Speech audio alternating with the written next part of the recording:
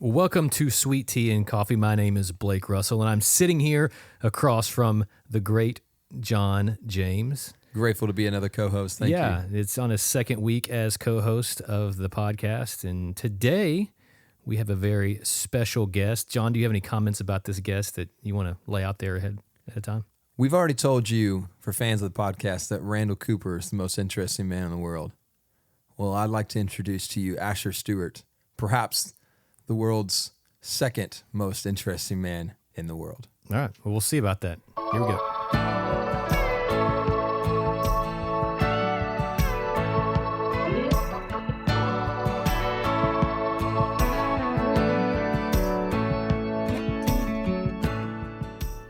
Well, like I just said, I'm sitting across the table from Asher Stuart. Asher is one of our youth armor bearers, has been coming to our church for a little bit and has been getting plugged in. He's a member of Revive Leadership, but is one of our armor bearers that started off this August. Asher, thanks for coming on the podcast today.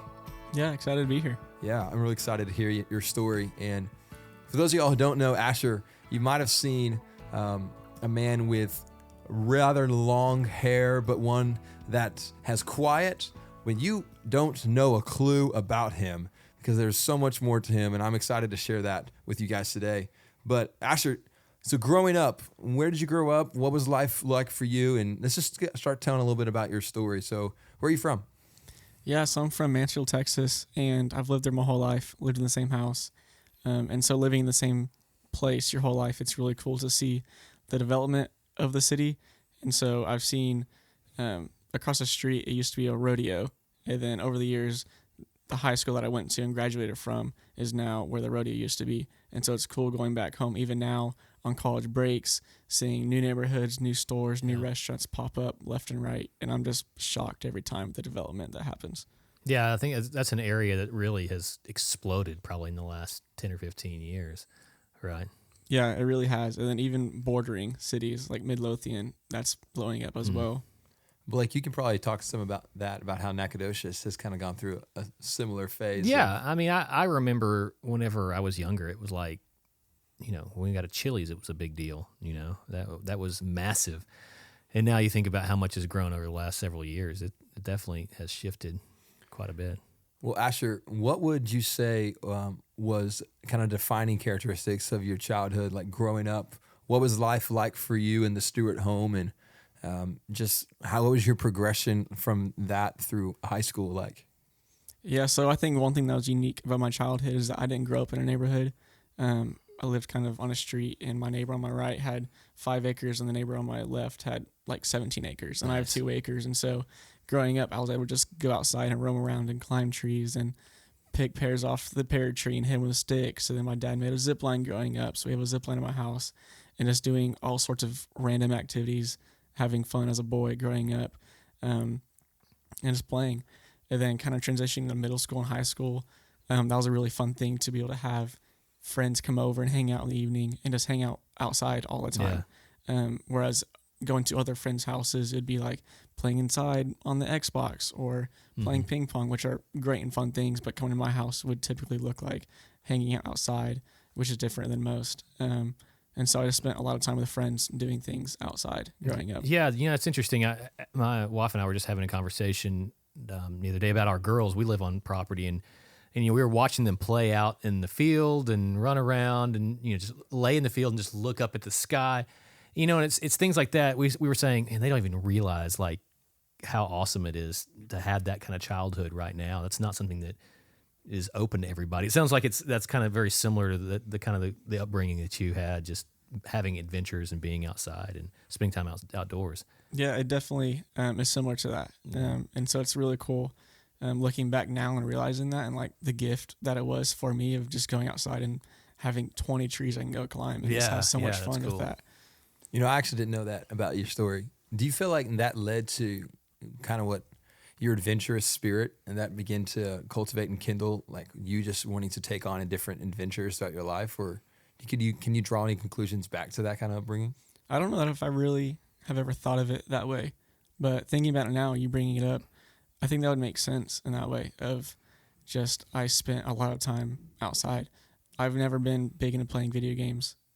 which is something like different about me, especially Yeah. growing up. It is, I think, a stereotypical thing boys enjoy is playing video games. And other than Wii, I haven't been excited about it. Which is a physical video. I mean, it's a video game, but like Wii, you're doing Yeah. an activity. You're actually Right. doing an activity. Yeah. Yeah. And so, I think that having that growing up could translate to my desires now of wanting to go on adventures and do new things and be outside and see nature and all of that stuff. You know, my wife has a little bit of that adventure spirit in her. Her parents always were finding her like on the top of trees, having climbed them and try to figure out how they can get down. There's stories of babysitters losing their mind because they look up and Melina's 30 feet in the air just climbing on from a tree. But, well, man, so adventures aside, you coming to know the Lord, was that at an early age, or walk us through, tell us that story. What was that like for you? Yeah, so I grew up in the church, going to Sunday school every Sunday morning with my family, but church kind of stayed at church, didn't really come home, and so a lot of my faith development happened at church camp. Every summer I would go, and so it was a summer in 6th grade where one of the messages that night, I really felt like I understood what it meant to follow Christ, and so that's when I first accepted Christ and decided to follow him. And kind of fast forward a few years, got baptized, and then ended up getting involved in Young Life, and that was a big part of my high school career, being involved in that and serving in that ministry at summer camp, but also at my local club, just because I didn't find involvement in a youth group as well to serve in that sense, and so I found that in Young Life. Yeah, so you said it was about the middle of high school when you really began to come to know the Lord. Is that about right? Came to know the Lord in 6th grade, but I feel like high school is when I really understood how to live that out. Yeah. Man, that's really similar to kind of the story. We just talked about that on the last podcast, and that's a very common. I mean, I think the same way. You know, I was saved when I was probably 7 or 8 years old, but it wasn't until those teenage years where I really started thinking, okay, well, what does that actually mean in my life, and what does that a relationship actually look like? So it's cool. John has mentioned that you're possibly rivaling the most interesting man in the world. Kind of, you know, he throws that around lightly, but maybe he's correct. So, John, let's dig into that a little bit. Why would you say? Because I know a little bit about Asher. I've known him for a couple months now, but I don't know him like you know him. So, why would you make that accusation against our friend Randall? When you see Asher, nothing personal, Randall, but when you see Asher, you don't immediately think adrenaline junkie, but Asher is a pure adrenaline junkie. And so I'd like to just kind of give you some examples of some of the different things that he's done, and kind of just ask for you to tell us little stories about that. The very first one, you've been skydiving how many times? I've been twice. And do you have a desire to do it again? Ooh. Kind of. Both times I got nauseous. The second time got significantly more nauseous, and ended up throwing up a couple hours later. And so I now have the memory of throwing up associated with it. Yeah, skydiving. So you're resilient and you want to keep going, or potentially may not. Potentially may not. But when you go skydiving, they're like, pay for your next skydiving right now, and it's cheaper. And so when I got done skydiving, I was like, I'm nauseous, but it happened last time. I'll be all right. And so I went ahead and paid the half price off for another skydive. So I technically have another skydive. Oh, so you've got one like it's waiting for me, and it doesn't expire. And so I'm kind of like, whenever a friend wants to go skydiving for a first time, that's a fun time to use it. Gotcha. If you're listening to this podcast and you'd like to go skydiving with Asher, hit him up. So Asher, you're kind of thinking, no, please don't go. We'll take a trip to Dallas. Asher, for those who've never been skydiving, describe what it's like jumping out of a perfectly good airplane for fun. The first time I went, it was a complete surprise, obviously, because you can't really imagine what it's like. And the one thing that surprised me the most is it being cooler in the air. Because you don't really think about it. Yeah. You think about the fact that you're 14,000 feet above the ground, and if you hit the ground, it's going to hurt really bad. But when I jumped out of the air, it was just cold air in the middle of summer. And so it was a really fun thing to experience. But it's just pure bliss, I guess. You're just excited and smiling the whole time. That's my experience, at least. Because it's just, you don't know what to do. It's just fun. And you know you're in the hands of someone that has done this a lot, and it's their career, and so they're going to keep you safe regardless. And Yeah, so there's no, you don't have any control. You're just kind of like, and you have no letting go. responsibility. They Yeah. literally just want to make it the most fun experience for you possible. Okay, so other than skydiving, have you ever auditioned for anything? I feel like these are the most pointed questions you could possibly say. I have been to an open casting audition for the show Survivor. Tell us more. It's not as exciting as it sounds, but so it was at like a men's warehouse. They like rented it out or whatever. And Wow, that's interesting. That's the venue that they would choose for Survivor auditions. Did you have to wear a tuxedo? nope. But I went and waited in line for 2 to 3 hours. But what was fun about it is the people in front of me in line and the people behind me in line, and myself, we all just kind of started talking in a very not similar type of people, like the group.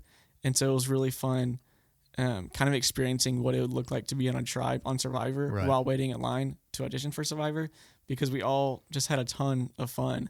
I was probably the youngest, the oldest probably in his 50s. There's like different ethnicities and like just different backgrounds, and so it was Yeah. really fun to just have fun conversation and enjoy it. But then going inside, you have 60 seconds to talk into a camera of why you think you should be on Survivor. And so So you weren't like doing one of the island challenges to see how well you would last on the show. no, which I think is interesting because I think Survivor casting people, they look for personalities over survival skills or Right. like what you can actually do. Because I think that makes the show more interesting as well. Like the nerdy guy that knows nothing about nature makes comes for out better and survives. TV. Yeah. It's interesting. Okay, so we actually have someone on our staff, Becky and Madison, They religiously watch Survivor. religiously watch Survivor. We're recording this on a Wednesday right now, and we just had a conversation with them saying that we better wrap this thing up because they got to go home and watch Survivor tonight. So it's too bad that Asher didn't make it. That would have been interesting. No, but Asher, you mentioned auditioning for a TV show, but you kind of went a different route in your life after graduation where you went away from electronics. And walk us through, what was that? What'd you do there? Yeah, so I graduated high school in 2018 and then went to community college for a year. And then the fall semester of my sophomore year of college, I took that semester off and I took a 99-day solo road trip across the country living in my car, which looked a lot like visiting national parks and sightseeing and really just whatever I wanted to do on a day-to-day basis and decision. There wasn't a whole lot of planning other than just the freedom I had of doing whatever I wanted to do. Okay, why 99 days versus 100 days? So I left on August 24th, which was my 20th birthday. Okay. And then I came back November 30th, which was a Saturday after Thanksgiving. That's when my family was doing Thanksgiving for in-law Right. like families. And I was surprising my family that day.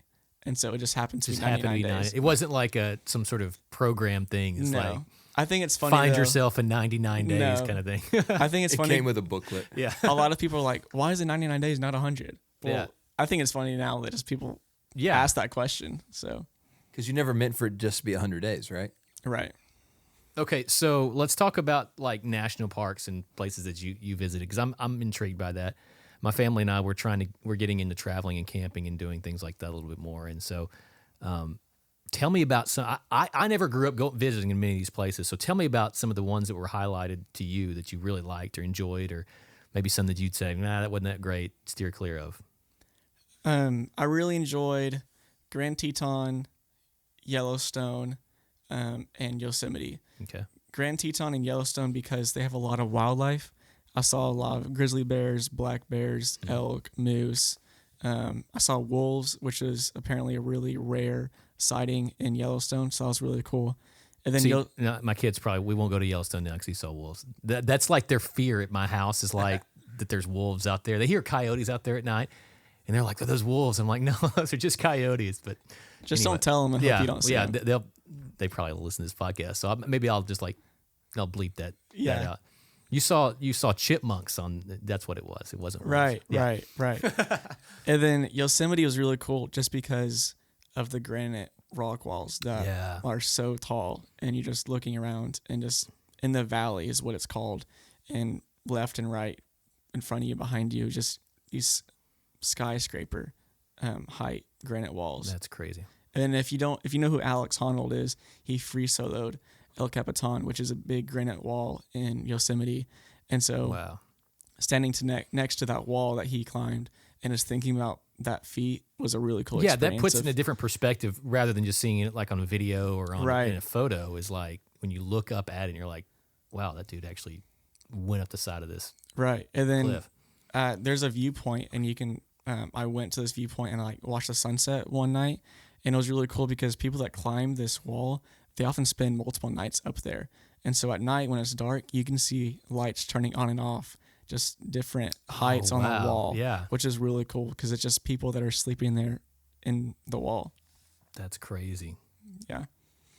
So I feel like this is a question everybody is asking. What is it actually like?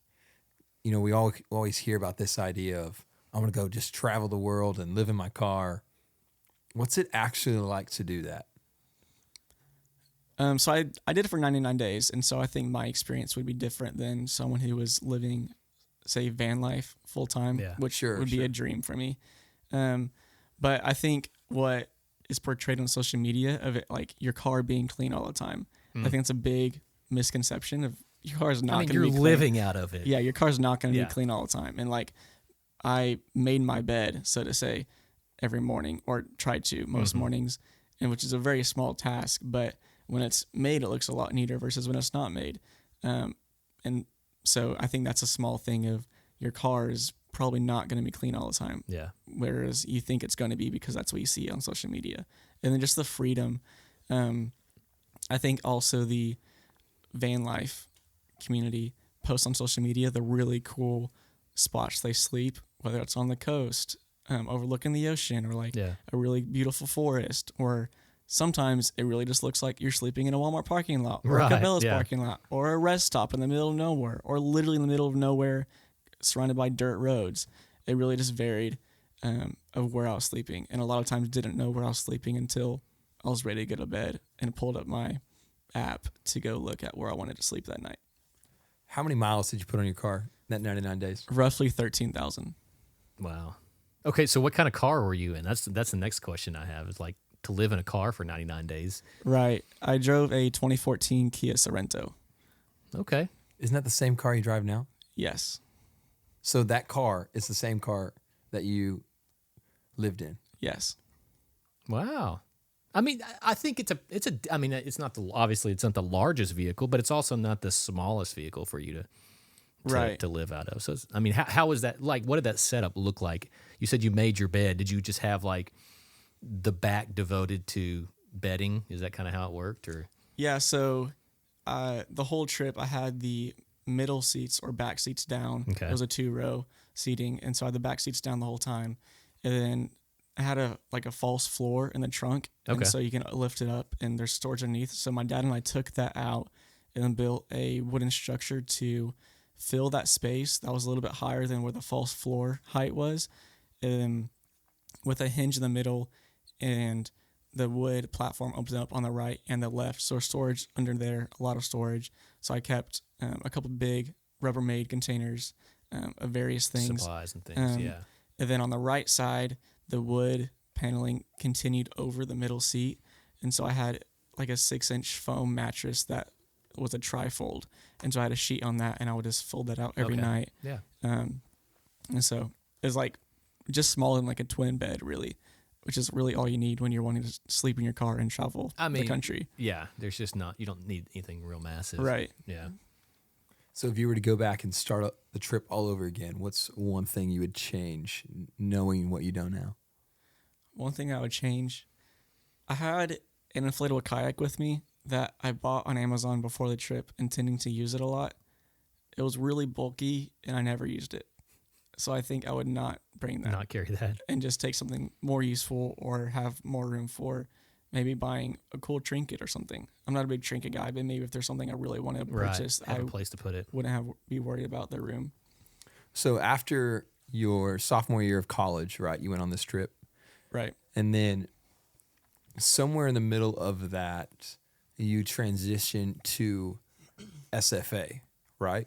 Right. So talk to me about that transition of how you got to SFA and what life was look like for you getting involved here in just the community of Nacogdoches.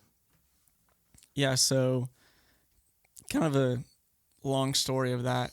I decided to do the road trip because I've never really known what I wanted to do career-wise, where I wanted to go to school, what I wanted to study, kind of all still true for those. And a big thing, didn't want to go to school and spend thousands of dollars on a piece of paper I don't really care about. Yeah. That's still true of what's happening. But when I was on the road trip, I knew that I was going to pursue a degree of some sort when I got back, and didn't really know where that was going to be or what it looked like. But I'm having to figure all this out on the road. And so I would go to coffee shops and kind of do research on my laptop and apply to schools. And that's what that looks like, of me figuring out where to go. And originally was going to go to Sam Houston and study sociology. And so You made the better choice. yeah. And so I applied, got accepted. So the spring of 2020, I took 2 online classes at Sam Houston and 3 at community college to pursue a degree at Sam Houston, transferring there the following fall. And then right before spring break, which is when COVID happened, I, with my best friend Peter, he and I went to Sam Houston and toured it, and we just did not enjoy it at all. It was not a fun campus to get to. Right. And then we toured SFA, and I was like, much more fun campus. Yeah. And so that's really There's what trees and right, terrain, and it's right. nice looking. Yeah. So that's really what took me to SFA for college. Cheap state school, get a degree in something that would apply to a job in the future. Right, yeah. And then, So coming through to SFA, like how did you how'd you get connected with Fredonia, and what was that process like for you? yeah, so community was weird the first year because I transferred during COVID year. And so nothing was really happening. And I was also an upperclassman. And so when you transfer, people typically assume that or when you're new to the school, people typically assume you're a freshman. Yeah. And so that was also a weird dynamic of like, oh, you're Asher. Are you a freshman? No, I'm actually a junior. Yeah. And so finding community was kind of hard.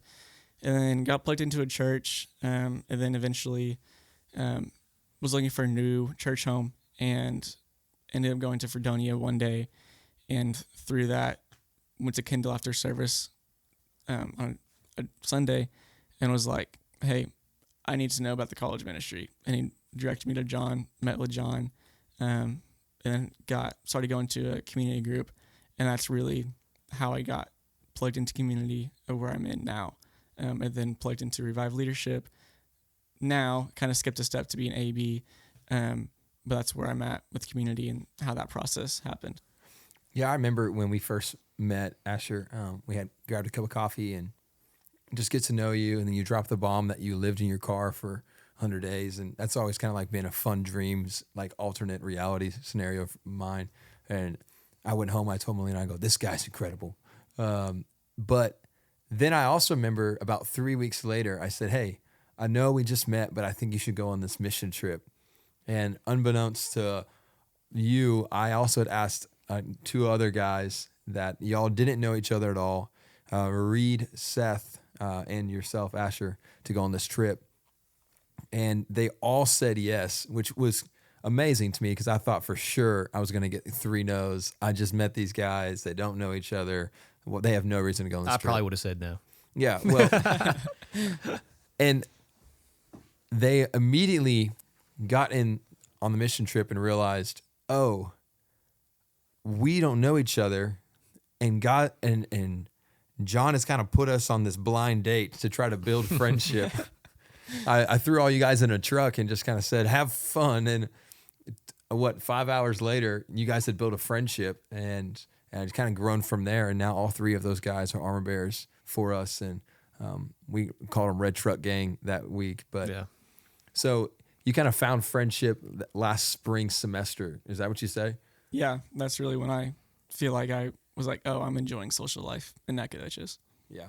And some of that's the effect of COVID, and just, you mentioned it, that life was weird, and we all kind of felt that. There's different social dynamics. Are we allowed to go do this? Are we not allowed to go do this?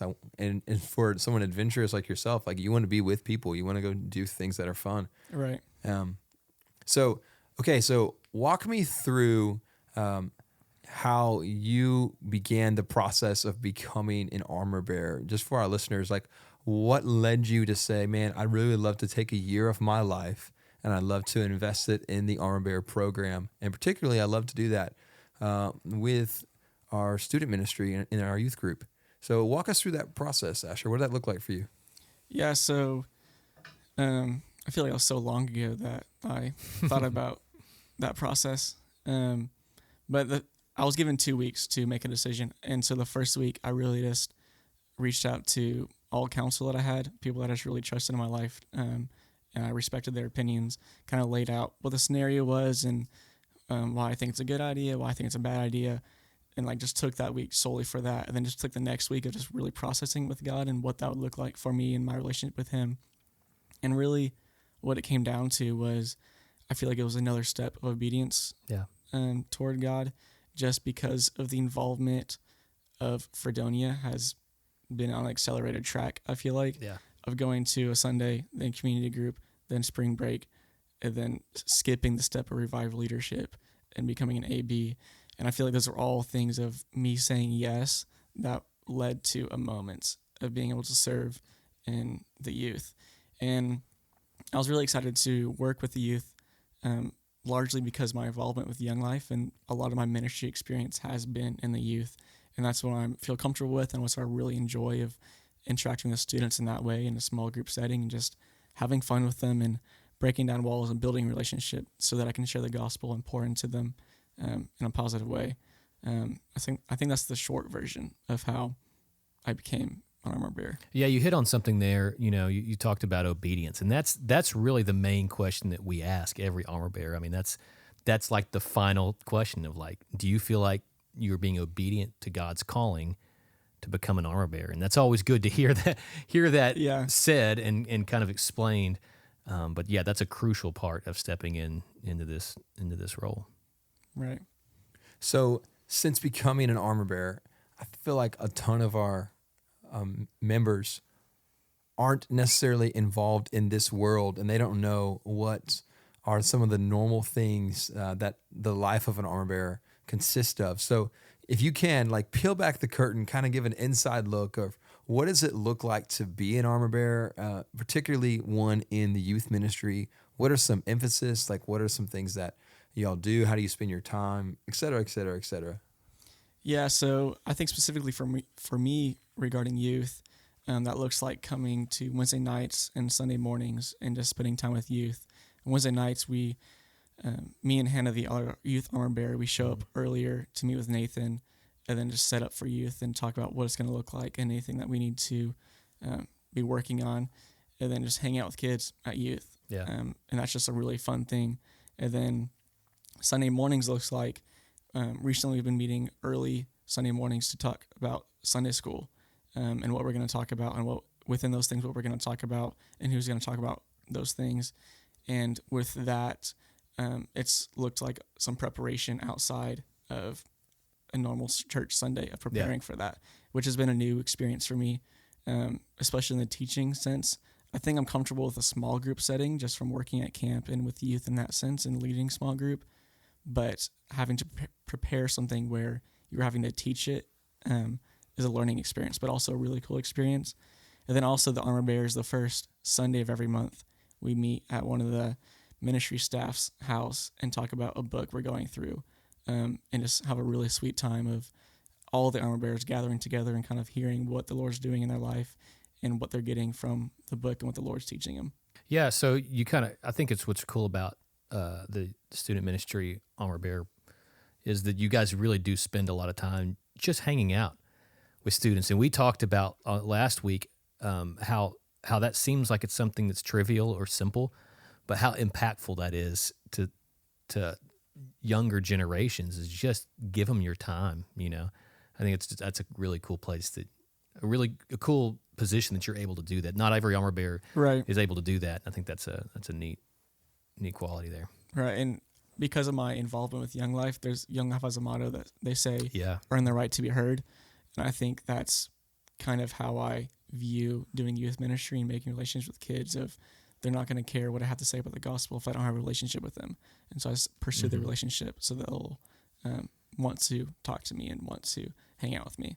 I remember you filled out once a month, we're doing a check-in with our armor bearers, and he told me, I asked how ministry was going. He said, well, one of the students says that he wants to destroy me in ping pong, so I think it's going well, great. Yeah. Yeah. That's funny. Are you the best ping pong player in the youth group? No, that same kid that said he wants to destroy me is probably the best. Let's go ahead and give him his moment. Who is the best ping pong player in the youth group? Charlie Page. All right. I've heard about Charlie. Word on the street is that he beats most of our college kids. Jacob Broussard often says that Charlie Page is a better. Do they have a ping pong table at their house? They have a ping pong table at that their makes house. Sense. Yeah. And so apparently, if you are listening to this and you think you're the best, Charlie Page, he's your top nemesis. But ping pong master at I Fredonia Hill. beat him twice, and I'm really proud of those 2 games. beat him But twice. He must have had off days or something like that. Yeah. Yeah. Yeah. Well, Asher, just as you kind of are thinking about as you are going through this program and figuring out what's next for you and what life has for you, man, how have you already seen that your perception on a few things is changing, and like what do you kind of sense God already doing in your life in the midst of this program, and not necessarily looking at concrete future things, what you're going to do, but what are some things that you can kind of already tell this inside of me is starting to look different, starting to have some change to it? I think a big thing is spiritual disciplines. And this is kind of what we were talking about at Fireside Sunday nights with all the armor bearers, with the book we're going through. But I think the idea of doing spiritual disciplines and doing them consistently and with a joy and a desire has been a really sweet thing to process and go through, to just acknowledge that you should be having joy doing them. Yeah. And they may not always be there, and that's okay. And that's been a cool thing to realize of it's not always super fun to open your Bible, but it's a joy that I get to have to do that, and a privilege. So that's been a really sweet realization. That's cool. We love that. Well, Asher, we want to thank you for being on the podcast. Yeah, this you're week. the first current armor bearer to be on the podcast. We've had, former armor bearers, John being one of them, but they're old guys. They don't know what it's like now to be an armor bearer. So it's nice to have you on and have your perspective, and just to hear about all these cool experiences you've had. We didn't even actually talk about all of them. I mean, you're wearing an Iron Man hat right now, which is so then that's pretty fresh. But we'll leave that conversation for another day. We'll just let people walk up to you on a Sunday morning and be like, "Hey, tell me about the Iron Man." Sounds good. But well, thanks for joining us, and we want to tell our listeners we have a Q&A podcast. yes, we episode do need to coming up remind you soon. guys. Q&A episode coming up. You can please email us all your burning questions. You can email us at stc@fredoniahill.org, or you can just pull John and I to the side and say, what's your dog's name? Don't ask me that. I don't have a dog, but John has a dog. My dog's name is Clint Eastwood. Well, now we can't answer that question. So anyway, come up with another question and let us know. We'll probably periodically post up on social media, on Instagram, the little, I don't know what you call those things. They're question boxes. Question boxes. The other day I was trying to explain to Haley what we were wanting to do, and I just said, like, the little question thingy, the thingy for the stories on the Instagram. But that's my. We'll submit your questions, and we'll try to get those answered. And, Yeah. Well, we're just grateful. Asher, thanks for being on the show, and we can't see you all next time. All right. See you.